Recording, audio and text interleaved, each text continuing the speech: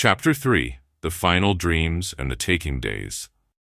7 to 10 of the Final 10, Eurasian Steppe to Kryonix. Section 1: The Great Circle.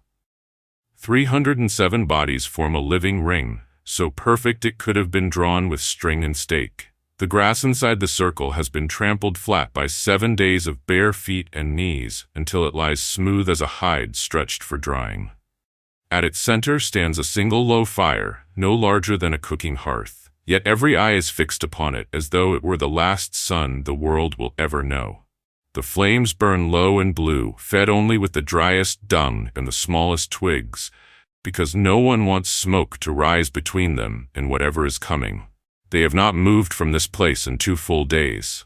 Children sit quietly on mothers' laps and do not fidget. Infants nurse without sound. Elders lean against younger shoulders and breathe slow. Even the dogs lie with chins on paws, ears flat, tails still.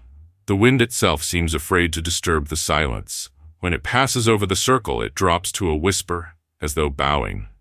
Around the fire, small ivory tablets lie in a careful inward spiral.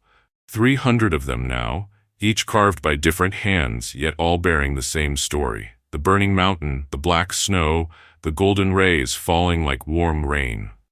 Some tablets are no larger than a thumbprint, carved by children who had to be shown how to hold a baron. Others are rough slabs torn from larger tusks, hacked and scratched by men who had never made anything but spear points before the dreams began. All of them shine faintly with old blood and new wonder. The carving woman kneels at the eastern arc of the circle, legs folded beneath her, back straight as a spear shaft. The original tablet rests across her thighs. It is nearly finished. Only one small blank space remains at the bottom, no larger than a child's palm. She has not touched it with the baron since the 6th night. She is waiting for the mark that will complete every mark that has ever been made. The milk-eyed elder sits opposite her, wrapped in a wolf pelt gone thin with age. His good eye reflects the low flames like polished obsidian. From time to time, he lifts one trembling hand and makes the welcome sign, fingers spread, palm open, thumb touching heart, then lets it fall again, patient as stone. No one hunts, no one gathers roots or dung. The last strips of dried meat were eaten yesterday, and no one has complained. Thirst is a small animal curled at the base of every throat, but no one reaches for the water skins. They have learned that some hungers are larger than the body. The sun climbs toward noon. Heat shivers above the trampled grass. Shadows shrink until every person stands in their own small pool of darkness. Still no one moves. A baby sighs in its sleep and stretches one tiny starfish hand toward the sky. Its mother guides the hand gently back to her breast, but her own face stays turned upward, eyes wide, waiting. The boy Torin, 6 winters, knees scabbed, winter sky eyes, sits between his mother's knees, clutching the ivory mammoth calf that has never left his fist since the dreams began. The tiny trunk is worn smooth and shiny from constant rubbing. He no longer makes it dance against the sky. He only holds it close, as though it might fly away if he loosens his grip even a little. At the center of the spiral of tablets, a single larger piece of ivory lies alone, the one that belonged to the woman who did not wake after the 3rd night. No one has moved it. No one has spoken of it. It is simply there, a quiet absence shaped like a person. Time passes the way water passes over stone, slow, patient, inevitable. The twin suns of a world that does not yet exist lean toward one another across 74,000 years and wait with the circle. No one is afraid any longer. They are only ready. Section 2: The Waiting. They wait the way a drawn bowstring waits. Trembling, patient, inevitable. No one has spoken aloud in 2 days. Words have become small, useless things beside the certainty that now lives in every chest. The 3-note phrase rises sometimes, soft as breath, but never loud enough to disturb the sky. When it fades, the silence returns fuller than before, as though the world itself is holding its breath with them. The sun reaches its highest point and begins the long slide toward evening. Shadows stretch eastward like dark spears across the trampled grass. Heat presses down until the air feels thick enough to chew, yet no one seeks shade. They remain in the open, Faces tilted upward, skin baking beneath the single yellow sun that suddenly seems too small, too ordinary, for what is coming. Children sleep in the curve of mother's arms, mouths slack, tiny fists unclenched for the first time since the dreams began. Elders breathe shallow and slow, conserving strength they know they will not need again on this ground. Young hunters sit with spears across their knees, but the flint points have been turned downward, buried in the earth like offerings. Lovers hold hands without clinging. The dogs do not pant. They lie with their eyes half closed, trusting the silence. Asha remains on her knees at the eastern arc. The tablet rests heavy on her thighs, its carved surface hot from the sun. She has not added the final mark. She is listening for it, the way a hunter listens for the heartbeat of hidden prey. From time to time, her bleeding thumb brushes the empty space at the bottom, leaving faint red prints that dry almost at once in the heat. She does not wipe them away. Across the circle, the milk-eyed elder rocks gently, lips moving without sound. His good eye is fixed on the empty blue above them, unblinking, even when tears born of wind and sun cut clean tracks down his weathered cheeks. He has not lowered his arms since dawn of the 7th day. They tremble now with exhaustion, but the welcome sign holds steady. Fingers spread, palm open, thumb to heart. At midday, thirst becomes a living thing with teeth. Lips crack and bleed, tongues swell. No one drinks. A young mother lifts her water skin as though to offer it to her child, then lowers it again untouched. The gesture is enough. The child sleeps on, dreaming of golden warmth instead of water. Torin shifts in his mother's lap and opens his eyes. He looks around the circle with the solemn gaze of a much older child, then lifts his ivory mammoth calf high above his head with both hands. The tiny trunk points straight at the sun like an arrow. He holds it there until his small arms shake, then lowers it slowly and presses the doll to his lips. No one teaches him the welcome sign. He simply makes it, fingers splayed wide, thumb brushing his heart, winter sky eyes shining with something too large for a 6-winter face. A ripple moves through the circle. 306 heads turn toward the boy at the same instant. For a heartbeat, the silence deepens until it rings. Then, one by one, every person lifts whatever they carry, tablet, bone shard, painted stone, blood-smeared forearm, and holds it toward the sky in perfect echo of the child. The circle becomes a single creature offering itself to the blue. Time stretches. The sun lowers itself toward the western grass with ceremonial slowness. Shadows lengthen until they touch and merge, turning the trampled center into a pool of darkness. The low fire at the heart of the spiral gutters and almost dies, then flares again as though remembering its duty. Still they wait. No one doubts. No one wavers. They wait the way a seed waits inside black soil, blind, certain, patient. When the sun finally touches the horizon and the sky begins to bleed rose and copper, the milk-eyed elder rises. His knees crack like breaking twigs. Younger arms reach to help, but he waves them away. He walks the inner edge of the circle alone, steady despite the tremor in his legs.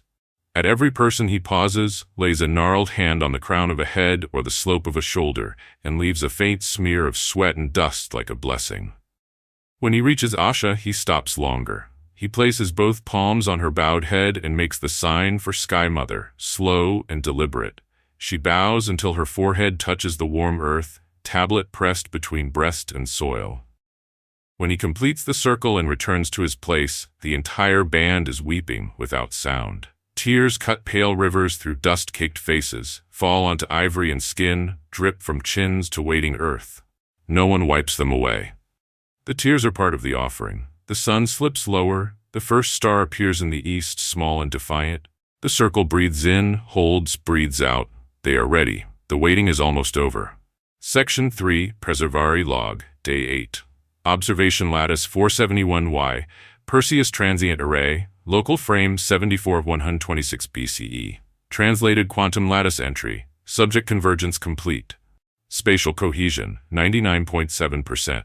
Symbolic Artifacts Recovered, 307 ivory, bone, and ochre tablets, arranged in precise inward spiral, central fire maintained at minimal output to preserve line of sight to zenith. Auditory pattern, 3-note vocalization ascending to 4-note, now present in 100% of adults and 87% of juveniles. Temporal synchrony with beam descent window, optimal ±4 minutes. Physiological markers, dehydration moderate, caloric deficit severe, yet 0 instances of resource competition or violence. Leadership consolidation around female subject designation, ASHA-01 complete. Deference gestures observed in 99.3% of interactions. Ethical subroutine 9B flags persistent distress spike in 14 subjects. Elevated cortisol analogs, microtremors, yet voluntary participation remains unanimous. Consensus, irrelevant. Extinction probability of non-evacuated terrestrial population, 99.999, 1% and rising. TOBA ignition now forecast in 11.3 hours. Mercy protocol remains within acceptable narrower sin margin. Observation drone cluster reports 0 atmospheric scattering anomalies. Beam corridor clear. Transport window duration 4.7 minutes. Energy budget sufficient for 314 biological signatures. 7-unit margin acceptable. Final recommendation, initiate final implantation sequence may proceed without adjustment. Consensus reached in 0.003 seconds. The narrower sin holds. Initiate final reinforcement cycle at local dusk, day 10. Lattice seal, 471Y, timestamp descent -48 hours. Section 4. The boy prepares. The 8th morning dawns pale and thin, the sun a dull coin behind a veil of high cloud that was not there yesterday. Torin, 6 winters, scab knees, winter sky eyes, wakes before anyone else. He has not let go of his ivory mammoth calf in 5 full days and nights. The tiny trunk is polished to a glassy shine from the constant pressure of small fingers. The carved belly is warm as living skin from being pressed against his heart. In the faint light, the doll looks almost alive. Trunk raised, ears flared, legs splayed as though forever running toward something only children can see. The boy sits up slowly, careful not to wake his mother. She sleeps on her side, one arm still curled protectively around the place where he had been. Her breathing is slow and deep, lips parted, face smoothed by the first real rest any of them have tasted in a week.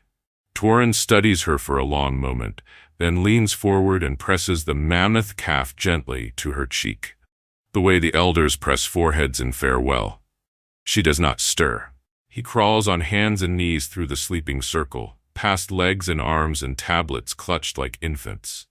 No one wakes. Even the dogs only twitch an ear as he passes. The low central fire has burned down to a palm-sized bed of rose-red coals. Heat still rises from it in shimmering waves, carrying the faint, sweet smell of old dung and new promise. Torin reaches the very center of the spiral of tablets. He kneels, small body casting almost no shadow in the weak light, and looks around. 300 ivory seeds lie in their perfect coil, each one glowing faintly with dried blood and sunrise. At the heart of the coil lies the single larger tablet that belongs to no living hand. It is smooth and unmarked except for a single deep groove across its face, the mark the woman made with her last strength before sleep took her forever. Torin places his mammoth calf beside that lonely tablet with deliberate reverence, the way he has seen elders place offerings on fresh graves. The tiny ivory animal lies trunk to trunk with the empty one, as though greeting a much older relative. For a heartbeat, the boy hesitates, fingers hovering. Then he presses both small palms flat to the warm earth between the 2 pieces of ivory, bows his head until his forehead touches the ground, and stays there. The circle breathes around him, slow and tidal. A raven calls once from the grass far away, then thinks better of it. Torin lifts his head. His eyes are dry, bright, unafraid. He looks straight up into the pale sky, no trembling now, no almost word caught in his throat, and laughs. It is not a child's giggle. It is a clear, ringing sound, bright as new flint struck against steel, full of delight and recognition and absolute trust. The laugh rolls across the circle like thrown water, startling sleeping birds into sudden flight a kilometer away. One by one, faces turn toward the center. Mothers open their eyes and see the boy kneeling alone among the tablets, palms still on the earth, face tilted to the sky, laughing without sound now, but with his whole body shaking from it. Asha is on her feet before she realizes she has moved. The milk-eyed elder's good eye shines wet. The young hunter, who tried to tear his own heart out 2 days ago, presses a fist to his mouth to stop a sob that wants to be laughter too. The boy's joy spreads like fire in dry grass. It leaps from chest to chest, soft at first, then helpless and bright. Shoulders shake, tears run. Someone begins the 3-note phrase, but it fractures into laughter on the 2nd note and becomes something new, something that has never existed on this earth before. A song made of grief and sunrise and absolute certainty that the golden light is coming and it will not burn. Children wake and join without knowing why. Elders laugh until they cough and keep laughing.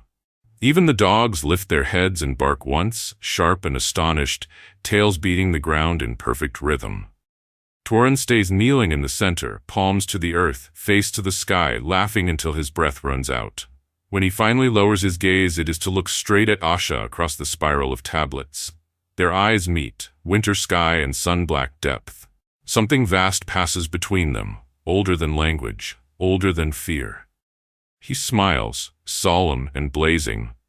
Asha feels something settle in her chest, like a stone finally finding the bottom of a deep river. The last knot of terror she had carried for all of them loosens and falls away. The boy crawls back to his mother, curls against her side, and sleeps again instantly, still smiling, the ivory mammoth left behind in the center, like a promise kept. The circle is bright with laughter, long after the sun has cleared the grass. No one tries to quiet it. The sound rises into the pale morning and does not come down. Section 5. The Final Dream, Night 9. They sleep only because exhaustion finally outweighs will. The circle lies down as one creature, shoulder to shoulder, hip to hip, heartbeat to heartbeat. The low fire is allowed to die completely. No one wants even the memory of smoke between them and the sky. Tablets are tucked beneath cheeks or pressed to breasts. The boy's ivory mammoth calf remains in the center, trunk raised like a small banner, no wind touches. The dogs curl among human legs and do not dream of wolves. The stars are fierce and close. The moon has slipped away entirely, as though it too knows what is coming and has chosen modesty. Sleep takes them gently this time, the way a mother lifts a child who has cried himself empty. The dream is almost kind. The mountain rises again, smaller now, almost polite.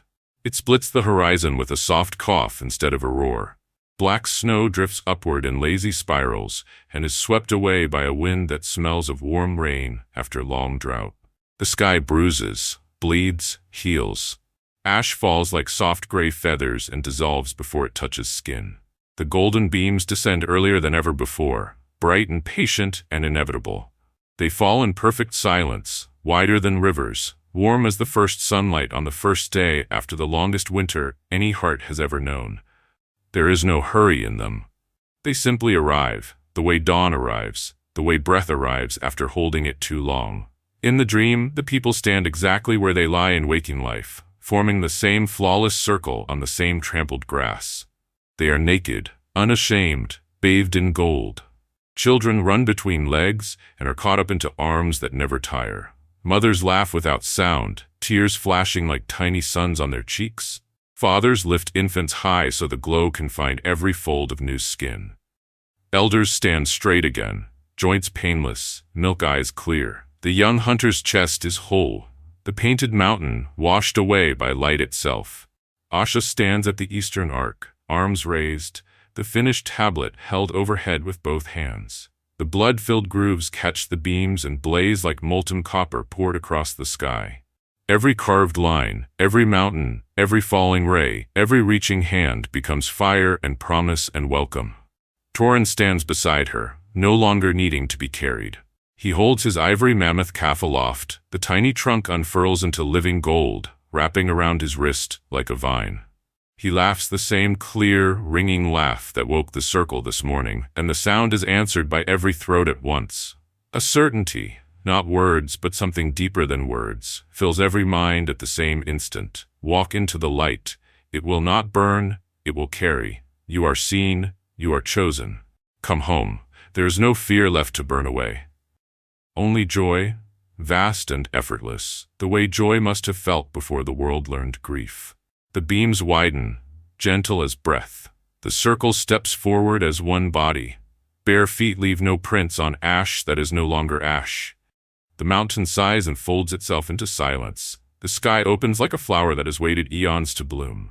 They rise slowly, wrapped in gold, held the way a mother holds a sleeping child against her heart. No one looks back. When the dream releases them, just before the first pale hint of dawn, 300 bodies open their eyes beneath the real stars and discover they are smiling. No one is afraid any longer. The night is warm, the grass is soft, and tomorrow has already begun inside their bones.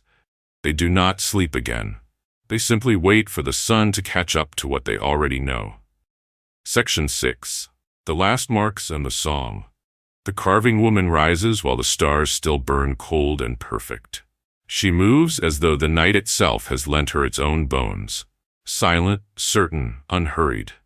The circle parts for her without waking, bodies shifting in sleep to make a path from the eastern arc to the dead fire at the center. No one stirs fully, yet every sleeper knows she is moving. The dogs only lift their heads and thump their tails once in greeting. Asha kneels beside the ashes of the fire. The tablet, her tablet, the first and the last, rests across her thighs. In the starlight, the ivory glows faintly. Every groove a dark river of old blood. Only the small blank space at the bottom remains untouched, waiting. She draws her flint bearing across her left thumb without hesitation. The skin parts clean, blood wells bright and immediate. She does not flinch. The pain is welcome, a final conversation with the world that birthed her. With deliberate strokes, she carves 4 short signs into the waiting space, a vertical line with 2 crossing slashes, a circle pierced by a rising ray, a hand, palm open, a single dot above it all.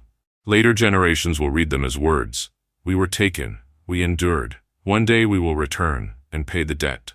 She presses the bleeding thumb hard into each fresh groove until the ivory drinks its fill. The blood darkens at once, sealing the promise the way resin seals a wound in living pine. Only then does she bind the tablet to her breast with a strip of sinew tight against her heart, where it will travel with her into the light. The eastern horizon begins to pale. The stars fade, one by one, as though bowing out. Asha returns to her place. The circle closes behind her, like water. At midday on the 9th day, the song begins.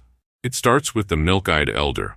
He draws one slow, trembling breath and releases 3 low notes, shaped like breath, like grief turned inside out, like promise sharpened to a spear point. The notes are the same 3 that have haunted them since the first night, but now they rise clean and unafraid. Another throat answers. Then 10. Then every adult voice in the circle. There are no words yet. Only the 3 notes weaving through one another, circling the dead fire faster than any runner could. The sound is low at first, almost shy, then swells until the grass itself seems to vibrate. Children, even those barely old enough to sit, add high, wordless harmonies without being taught. Infants open their mouths and contribute thin silver threads. Dogs lift their heads and howl in perfect fifths that make the air ring like struck crystal. Asha stands in the eastern arc, arms raised to the sky, tablet pressed to her heart with both hands. Blood from her freshly cut thumb seeps through the sinew and stains her chest crimson. She sings louder than any. Voice raw from 9 days of silence, yet steady as stone. Tears cut clean trails through the dust on every face. No one wipes them away. The tears belong to the song now. The circle sways slow and tidal. Feet stay planted, but bodies lean into the music the way grass leans into wind. The sound rises and falls until it is impossible to tell where one voice ends and another begins. Above them, unseen, the Preservari drone records the complex waveform, pressure, frequency, harmonic convergence, and files it under a category it has never needed in 4 billion years of cold observation, hope. The song lasts through the long afternoon. It does not falter when throats crack. It does not soften when the sun begins its descent. When the final note finally fades, the silence that follows is not empty. It is complete. The circle lowers its arms as one. Night falls gentle and absolute. They lie down in the trampled grass, shoulder to shoulder, tablet to tablet, heartbeat to heartbeat. No one closes their eyes. They watch the stars wheel overhead and wait for the 10th night, smiling and merely difficult ones. No one screams. No one reaches back. They only rise, smiling, into the light that finally came. Section 7. The Taking, Night 10. Night of the 10th day. The moon has slipped away entirely, as though it too understands the hour and has chosen not to watch. The sky is a perfect bowl of black glass scattered with hard diamond stars. The circle lies in absolute darkness, 307 bodies arranged in their living ring, shoulder to shoulder, heartbeat to heartbeat. The central fire was allowed to die at sunset. No one wanted even the faintest veil of smoke between their eyes and what is coming. No one speaks. The song ended hours ago and has not been resumed. Even the dogs are silent, curled among human legs. Breathing slow, they wait the way a seed waits inside black soil, blind, certain, patient. It begins with warmth. A soft gold glow appears high above, no brighter than a single candle flame at first, yet every face turns toward it as flowers turn toward morning. The glow widens, divides, becomes columns of light descending without sound or wind. They are exactly as the dreams promised, warm, gentle, painless. They touch skin the way sunlight touches skin on the first day after winter, the way a mother's palm touches a fevered brow. A baby sighs in its mother's arms and stretches tiny fingers toward the light as though greeting an old friend. No command is given. None is needed. One by one the people rise. Children are lifted onto hips or shoulders. Elders are supported by younger arms. The young hunter who once clawed his own chest now helps the milk-eyed elder to his feet, steady and reverent. Asha stands last of all, ivory tablet pressed to her breast with both hands, blood already drying in the final grooves. They walk forward. The beams widen to receive them, soft as breath, bright as promise. Bare feet press the trampled grass and leave no mark. The step itself seems to exhale, relieved of a burden it was never meant to carry. Torin, 6 winters old, laughs, clear, delighted, fearless. Because the golden light tickles his cheeks exactly as he remembers from every dream. He rides high on his mother's hip, one small fist tangled in her hair, the other clutching the ivory mammoth calf that was lost and is somehow whole again in his hand. The milk-eyed elder closes his good eye and smiles for the first time in 70 winters. Tears cut clean trails through the dust on his ancient face, but the smile does not waver. Asha walks at the eastern edge, tablet held high now so the descending beams strike its surface and fling crimson fire across every upturned face. She does not look back. None of them do. The beams lift them slowly at first, then faster, columns of solid sunlight carrying 300 living souls and 7 empty places where bodies did not wake. The great circle of flattened grass falls away beneath them. The steppe spreads out, vast, dark, beautiful, and suddenly very small. A mother lifts her infant higher so the glow can find its face. A young woman presses her lips to her lover's temple and feels his heartbeat match her own inside the light. Children reach out and discover they can touch the beams. The gold flows between small fingers like warm water. Inside the light there is no sensation of motion, only warmth and a faint humming that lives behind the eyes. The people rise. The last thing the steppe sees is a perfect circle of trampled grass left empty beneath the stars. Between one heartbeat and the next, the beams vanish. The night sky is empty again. The wind returns, colder now, and begins the patient work of erasing footprints. Far to the southeast, unnoticed by any human eye, a distant mountain exhales a thin plume of steam that the wind tears apart before it can rise. The earth turns on, unaware that it has been forgiven a murder it was about to commit. High above, 300 warm sparks travel wrapped in gold, carried across the gulf that separates dying worlds from merely difficult ones. No one screams. No one reaches back. They only rise smiling into the light that finally came. Section 8, Preservari Log, Final Descent. Observation Lattice 471 Y10 timestamp local 74,126 BCE. Translated entry. Beam contact established. Subject resistance 0%. Emotional valence, acceptance 98%, joy 87%, residual fear 2%. Juvenile laughter spike, subject tour 6, noted unexpected but within acceptable parameters. Symbolic artifacts, 307 ivory tablets recovered intact, 7 orphan tablets bound to primary subject Ashura 1. Auditory final capture. 5-note harmonic, sustained for 11.4 seconds after beam termination. New peak complexity. Transport complete. Biological signatures, 300 viable, 7 lost in transit within 2% margin. No physiological rejection events. All subjects conscious and responsive upon translation to Kryonix receiving basin. TOBA ignition now in 11.3 hours. Surface extinction cascade will reach 99.999% of terrestrial human population within 72 hours. Preservare ethical subroutine final flag. Narrower sin margin exhausted. Consensus, acceptable. Lattice entry closes with single anomaly notation. Primary subject, Asha-01, maintained eye contact with observation lens for 0.7 seconds during ascent. No aggression detected. Expression unclassifiable. Stored under new category, gratitude. Drone cluster 471Y adjusts orbit by 4 mm and begins silent withdrawal to outer system observation distance. The narrower sin is complete. Below, on a world that has already begun to forget them, the wind moves across an empty circle of flattened grass and finds nothing to carry away but the faint, lingering warmth of 307 heartbeats that chose to trust the light. End of transport window. End of observation cycle. End of an age. Lattice seal, 471Y, 74,126 BCE, narrower sin complete.